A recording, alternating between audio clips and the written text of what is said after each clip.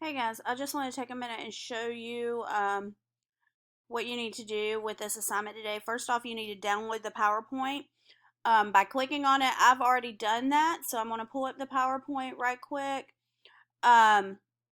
You are working on Reconstruction in Georgia, so this is after the Civil War, analyzing the impact of Reconstruction, and you are going to focus on all of these things today.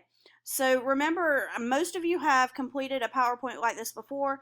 As you go through, you're going to read the information.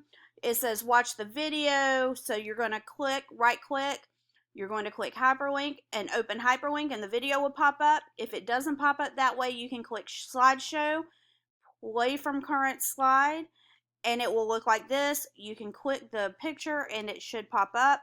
It will also give you the link if you need a copy and paste that link as well. Whichever one works best for you.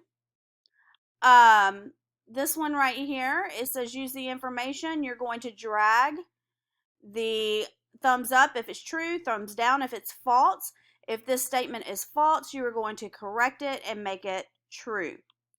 Again, read, look at the information, right click, hyperlink, open hyperlink. All of these slides are editable, so you can type in them. You can see as I click through here, the boxes are coming up. You are going to type the letter where it belongs. You can type into these boxes as well. Watching videos on this one, learning more about the KKK in this one. You are going to drag and place where these go. And this is how you complete the entire, again, dragging check marks, the entire PowerPoint. Once you finish, save it and then submit it. You will have a quiz this week. The quiz is going to be over A and B, so the 13th, 14th, 15th Amendment, and then the Reconstruction plans.